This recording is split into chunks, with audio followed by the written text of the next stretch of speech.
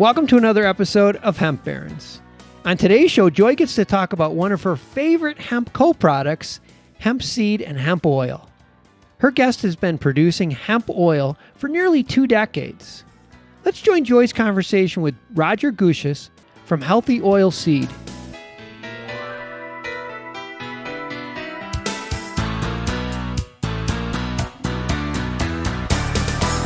Well, welcome, Roger. Thank you so much for being with us on Hemp Barons today. Well, thank you so much for the invitation. I really appreciate it, and I appreciate everything you've done for hemp, promoting it and educating all of us. Thank you so much. So thanks for being your involvement from the past and also the present, and I'm sure in the future too. Thank you so much.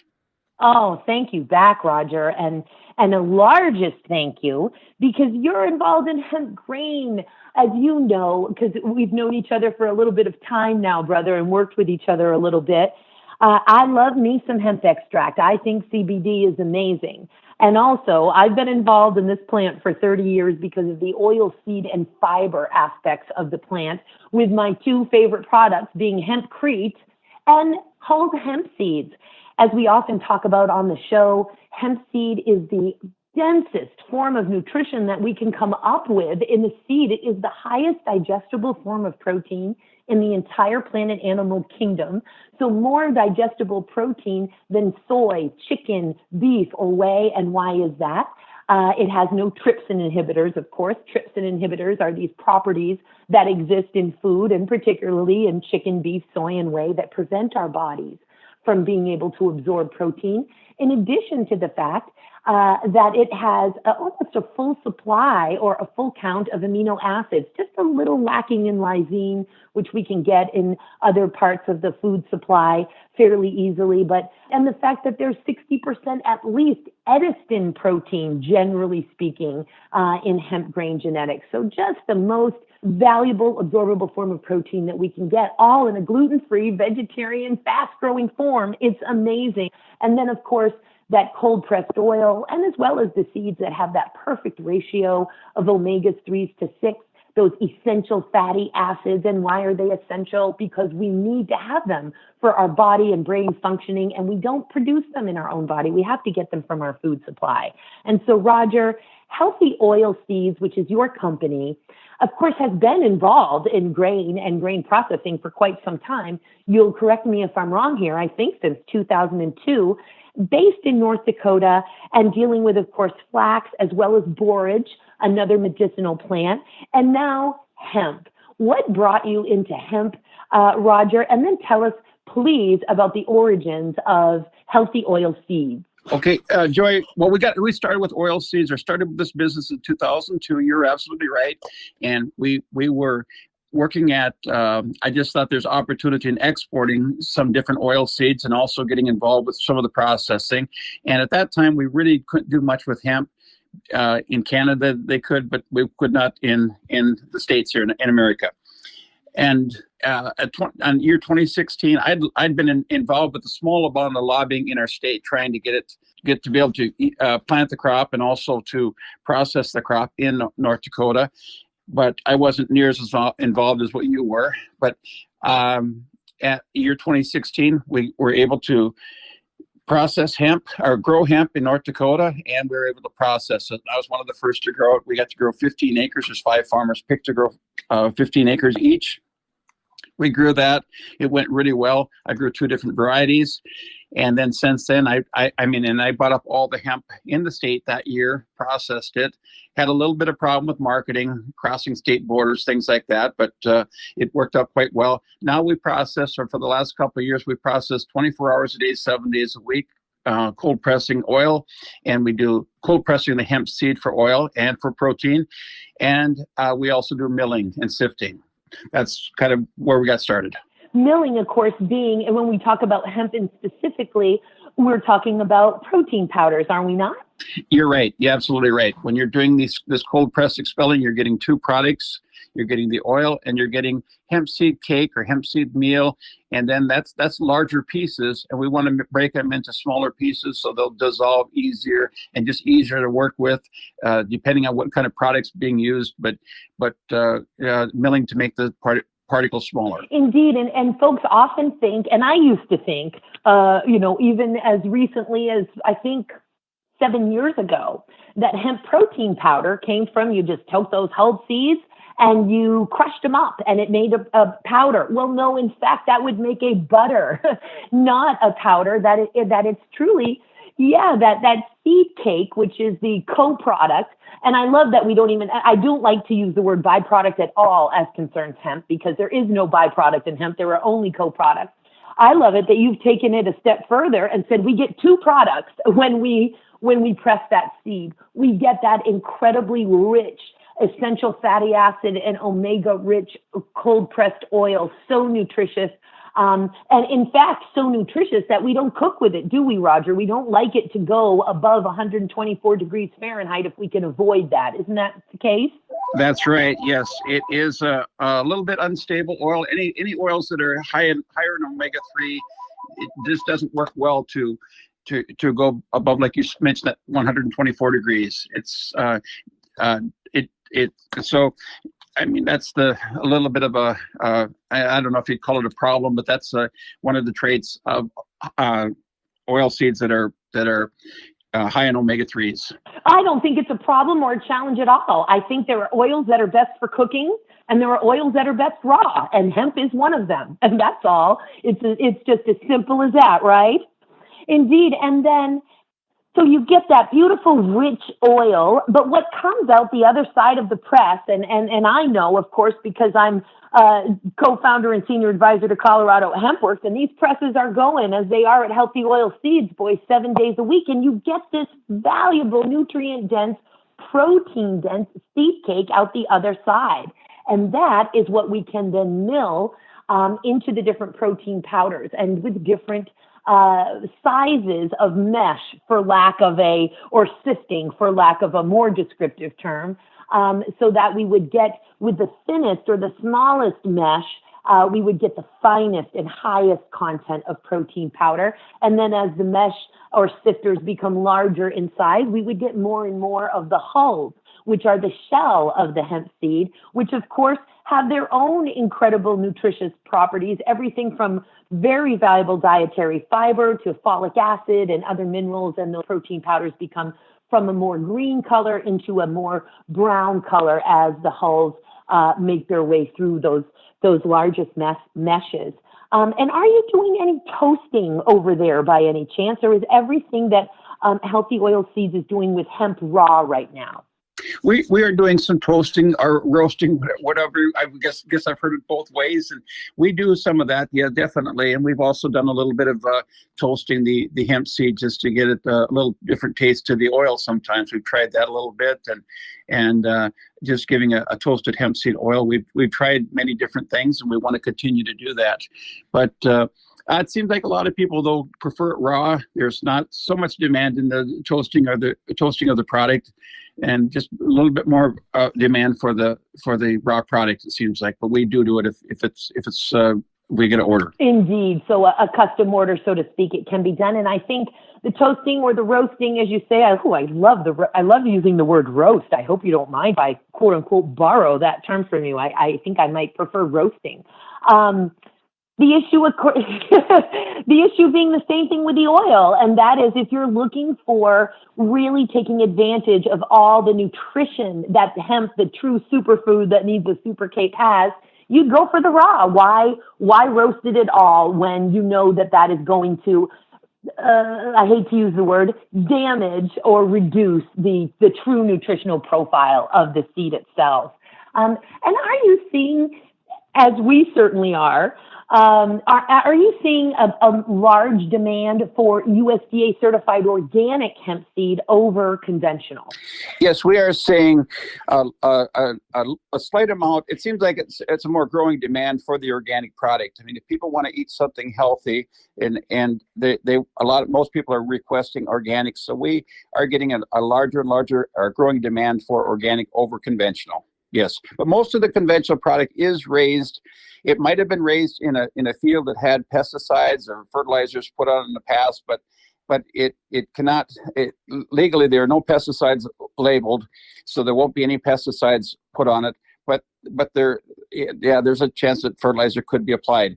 They're growing quite similar, but there is more demand for organic. You're absolutely right. So much so. And in fact, my understanding is that the EPA, some maybe 6 or 9 months ago, maybe closer to 6, time is going so fast, Roger, that it is really messing with my ability to orient myself these days, because in hemp years, I mean, one hemp year is like 10 regular years, like dog years.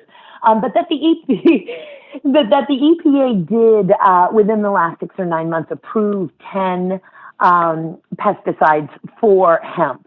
Now, they're not always, they did indeed. And matter of fact, after the show, I'm going to just shoot you that list just so you have the link for your reference. Absolutely. Now, having said that, if we're using regenerative agricultural practices, there are many folks who can grow hemp even with what folks might consider to be more pristine or organic or regenerative practices than even USDA certified organic requires for that certification. But whether here or there, the bottom line is the market in general, consumers want to see that symbol, they want to see that seal, and there is a demand for it. Having said that, there's lots of conventional hemp throughout North America that folks would not need to concern themselves with just because it does not have that seal. But we certainly understand the market value and the consumer need or desire for that seal. Yes.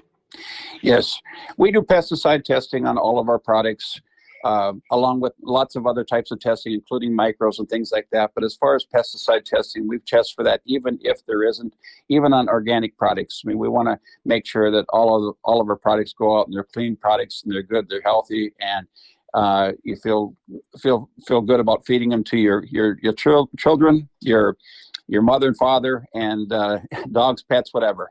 Yes. And I don't doubt it for a moment, brother. You've been involved in this industry for ingesting grains since 2002 at minimum. So CGMPs are nothing new to Healthy OilSeeds, which we love. As a matter of fact, as you well know, many folks are getting into the hemp industry because they're inspired, and we love that. And it's also important that folks make changes in their lives and move from one career to another and find their purpose and do work that they're finding fulfilling and inspiring. And also, in particular, when it comes to human or animal ingestion, if you have no experience at all in manufacturing products, whether they're dietary supplements, drugs, foods, or even ingested via the skin, please familiarize yourself, folks, with CGMPs for manufacturing and the legal requirements for quality assurance and safety. And that's why folks like you are such, and Healthy OilSeeds are such an asset to the growing hemp economy and to the folks who are by the dozens and hundreds all the time. In fact, we know that Technavio is saying that there's going to be a 24% compound annual growth rate in hemp grain between now and 2022 because of gluten intolerance, increased celiac, and because of a need and a search for vegetarian and vegan sources of protein. So it's just so wonderful to have folks like you who have added hemp. Like farmers, we want existing experienced farmers to add hemp into their rotation, and we want to see existing experienced, they're sort of the favorite right now, so we don't do anything to jeopardize these emerging industries with putting out a product that is unsafe or not quality assured. You've taken on hemp. You've added hemp to your rotation, as it were. And I want to speak about the flax and borage products that you also make. But before we do that, of course, you are a North Dakota company, and you've had the benefit in North Dakota of having Roger Johnson there for all of these years, the president of the National Farmers Union, but also a very early supporter and advocate for hemp and the legalization of hemp as an agricultural commodity. Have you had any interactions throughout your journey in North Dakota, your hempen journey, with Roger Johnson or the National Farmers Union? I have. It's been a few years. We've been involved. I do know him, and I mean fairly well, and I guess he knows me probably a little bit, not so much. He meets a lot of people. But a wonderful person. I was involved in lobbying him and talking to him, trying to encourage him to promote hemp hemp growing in the state of North Dakota, get it legal. But he was always for it. It just didn't take any lobbying to convince him. He was always for it and always wanted to see farmers grow it. Also traveled overseas with him a little bit on some trade missions. We do some exporting in our business too. Mostly some of the other oil seeds. We've done business now in 22 countries and 49 states. And as far as other countries, we're getting more and more involved in exporting. We've exported to about 5 different countries now, hemp products, and I feel really good about that and introducing them to such a good and healthy product. So fantastic. Just great work. I did not realize, I should have assumed, in fact, and I'm surprised that I didn't, that you've been exporting to other countries, but 5 additional countries.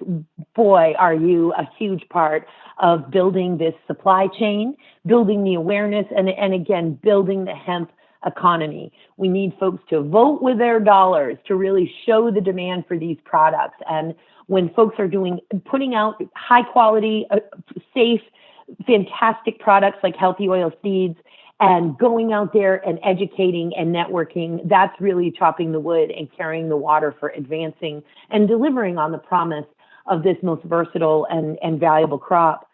Let's talk for a few minutes about some of the other botanicals or grains and fiber plants, as it were, that you also process at Healthy OilSeeds, and that's flax and borage. Could you tell us a little bit about those products and those crops?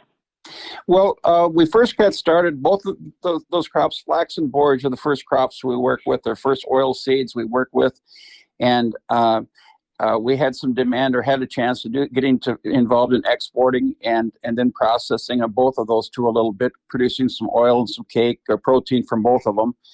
And it's worked out well for us, but it just, flax, there's still quite a bit of demand for it. Borage, there isn't quite as much of demand. We've done a little bit with cosmetics in borage. We've also done some cosmetics work with hemp in cosmetics, being used in cosmetics. And I think that there's going to be more and more demand for that too. I mean, like we talk about, what is it, like 25,000 different uses for hemp. And I think there's probably, it just seems like there's something every day. Colgate just added it to their toothpaste. Did you know that?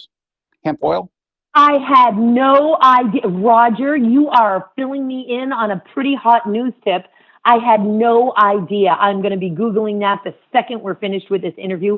Colgate has added hemp seed oil to their formulation. Yes, that's right. That to one of their toothpaste, they said it's hard to get, it's hard to find because it's selling out so fast, selling so well. But it's one of the first one real major company that got into using hemp seed oil, which is a big plus for us.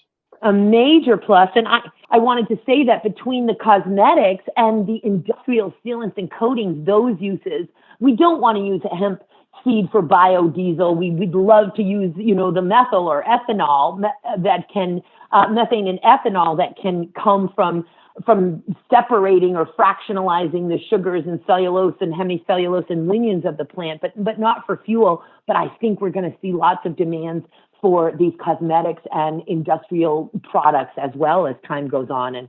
And please continue on with borage and flax and however else I managed to interrupt you, sir.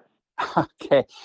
Thank you, Joy. And we've been flax and borage. There's many uses, and we're finding more and more things that could be used for. Also, as far as we do also use flax as a fiber, a little bit like hemp. We sell some flax straw for that reason, and hemp is we're starting to sell some of that too for some of the fiber for many different uses. And as far as borage, we got into that. There's some uses. It's a high source. It's called a type of omega-6. It's gamma-linolenic acid, and we sell some for that reason. And then also we sell some of the borage for uses people that have horses like to include that in the ration or as a supplement.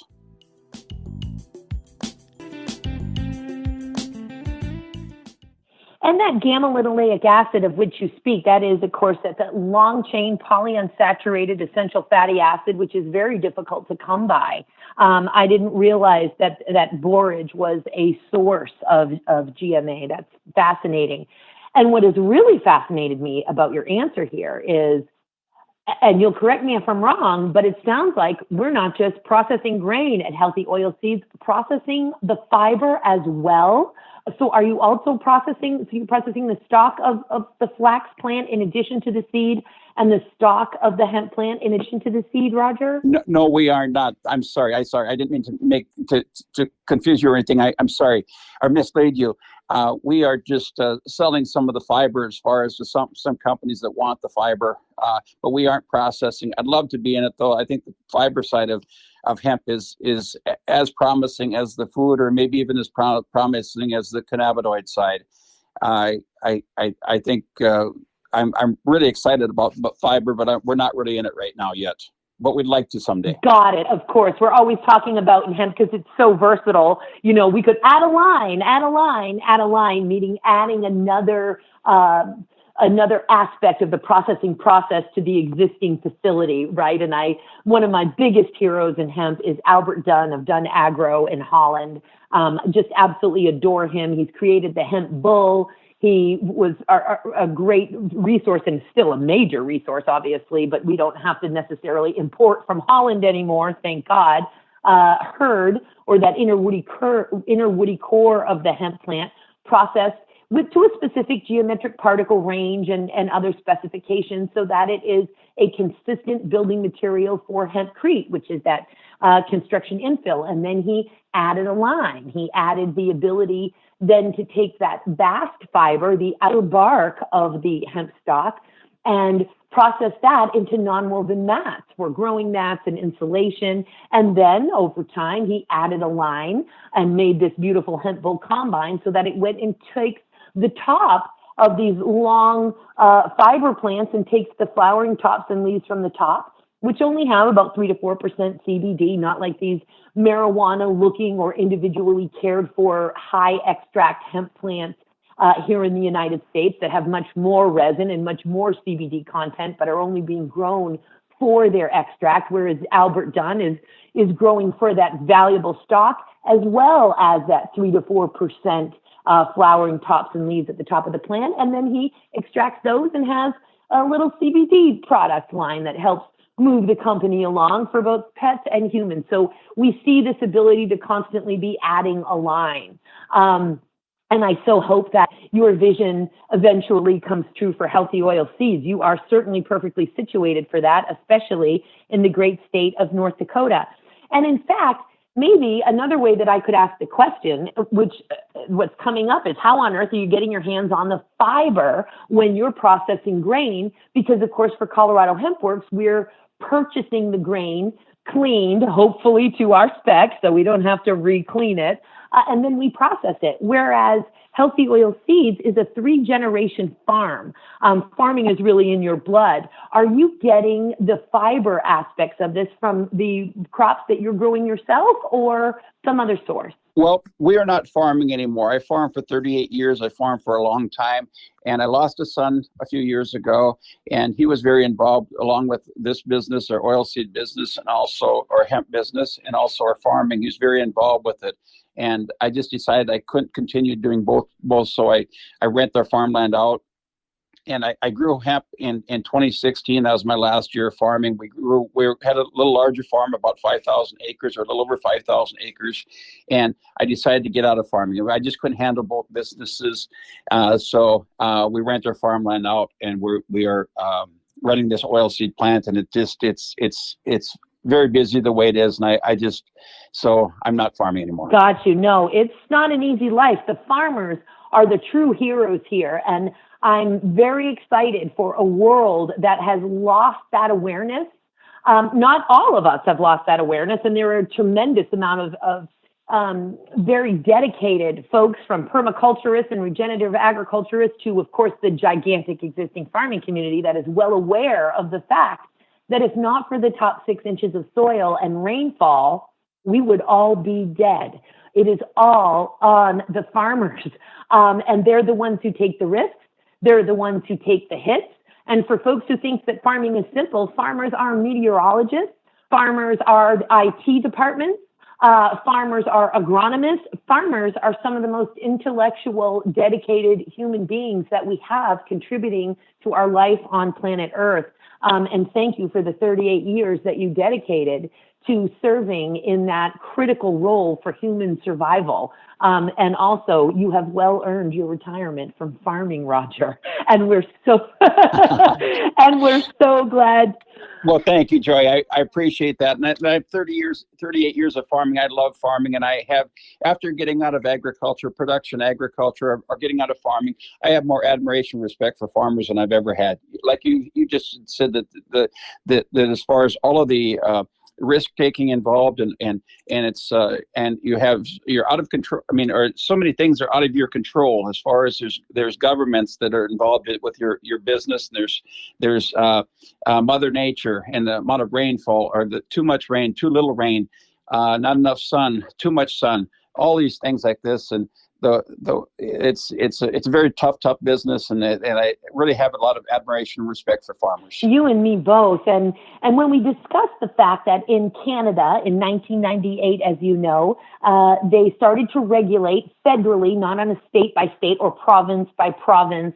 Although, believe me, on some days when I'm dealing with 50 different states' laws, I'm thinking, boy, it would be nice to just have a few provinces. But the bottom line is they began to regulate at the federal level hemp as an agricultural commodity, not for extract purposes, but for oil, seed, and fiber, with federal crop insurance. Right out of the gate, the country of Canada began to do that for 1998. And that accessibility for federal crop insurance is what really empowered the country of Canada to become, and we're giving them a run for their money. And I want to see North American and global success here. And of course, some of our biggest partners and allies are in Canada, and we never forget that. But also, as I sit here and say, that availability of federal crop insurance in Canada is what empowered Canada to quickly position itself as the global leaders, and again, we're going to get there, in hemp bulk food processing ingredients. Whereas here in the United States, the 2020 growing season is actually the first growing season that, because we only just legalized hemp as an agricultural commodity through the 2018 Farm Bill, which was enacted on January 1 of 2019. But 2020 growing season is the first year that our farmers here will have access to federal crop insurance. And then we further complicate things, and this is not specific to hemp or cannabis or anything, it's just the complications of crop insurance in general, that those application materials were due on March 16th in order to be able to gain federal crop insurance for the 2020 growing season. And part of those applications included the need for an executed contract with your buyer, which have been hard to come by. So that's another challenge for farmers. And if folks can really wrap their head around the fact that, particularly for extract farming and the grain farmers, and there have been many who grew under agricultural pilot programs in prior years here, since the 2014 Farm Bill was signed, which legalized hemp for agricultural pilot programs as opposed to commodities. The risks that they took, no crop insurance at all. And also, for the most part, when we were talking about extract varieties as opposed to grain, which we have beautiful certified pedigree genetics and more, of course, coming online all the time. But when it came to the extract varieties, these farmers, on top of every other variable factor that you named, weather, rain, government interference, all of those things, they also didn't have crop insurance, and they were being sold, many of them, magic beans by unscrupulous seed sellers, telling them everything that a farmer might want to hear if they're growing for extract, and things that were not true, such as all of these seeds are feminized. This is 18% CBD, 0% THC, all of those things, and then causing the farmer tremendous labor, whether they be pulling males or recognizing that instead of 4 phenotypes, they had 17 phenotypes, and instead of 18% CBD, it was more like 6, and instead of 0% THC, God forbid, it was more like 0.3%, it was more like 1 and 2%, which rendered the crop entirely non-compliant and needing to be destroyed. So it is just amazing what farmers, especially being the real heroes here of of this emerging hemp crop, because without them putting the seeds in the ground, Roger, as you know, we got nothing. We've got no hemp to work with if it doesn't get planted. That's right. Yes, that's right. And there was a lot of misleading salespeople trying to pawn off seed that saying it had all these good characteristics, and they weren't there, and it wasn't there. And we did plant some CBD myself, and my wife is from Kazakhstan, Joy, and I have two partners I work with from Kazakhstan, and we did a little bit of CBD hemp or cannabinoid hemp, and we had really good results. We started them in the greenhouse. We're just doing it as an educational mainly, but we are doing some marketing though also. Learning from that, we planted 2 acres, and we ended up with between 13 to just over 20% CBD content, and the THC level was it barely got by, but it did get by, and we had very good products. We're selling a little bit in the smokable market, but we're working with the government in Kazakhstan and maybe trying to develop a program there too, and see if we can make something over there too, make something like that work. I love hearing that, and I'm so glad that you had success. And like any smart farmer, you did 2 acres, not 100. Good job. That's true. And boy, I sure hope if there's anything I can ever do to help you as you work with these other countries and with any of your advocacy and activist efforts, Roger, that you'll never hesitate to reach out to me. It's just a pleasure to be able to work on anything with you, and just so thrilled to hear of Healthy OilSeed success, and getting into its international reach and its export reach. This is so fantastic. As we close up here, anything on the horizon, whether for Healthy OilSeed specifically or for the hemp foods market in general, that you would want to share with our listeners?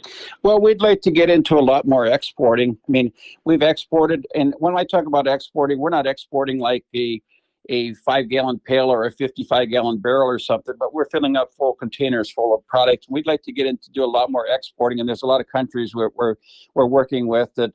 And trying to make something like that work. We're working with potentially in the near future exporting into Brazil, into South Korea, doing some business in Japan. What else? At least a couple more countries though too. But we want to get into more exporting, and that's just to find more markets it's exciting though. The markets in America are very exciting. It's one thing I really like about our customers is that most of them ask for American-grown product, and I'm really happy to hear that. And I don't have any problem with our Canadian neighbors, Canadian friends, but it's really nice to hear that they're asking for American-grown or at least North American-grown product. Indeed, and after all of these years of prohibition, people want to take advantage of our freedom of growing this plant, which has finally been liberated and has reclaimed its place in the broad light of day with all of America's other agricultural commodities. And yes, people are getting real satisfaction from that, and it's really wonderful. Well, boy, all of us at Hemp Barons, and from every role that I hail, brother, we are wishing you and Healthy OilSeeds and your whole family so much success. Very grateful to have you on today. Can't wait to have you back. And listeners, you can go right to our website to find all of the links to be able to reach Roger. And Roger, thank you so much for being with us today. And thank you for everything that you do to advance this incredible crop. Joy, thank you so much, too. Thank you for everything you've done. I'm a great admirer of you. Thank you, Joy. So equal, brother. It's a pleasure to be and an honor to be your reflection. Until we talk again, healthy, safe, and great positive vibrations to you and your family.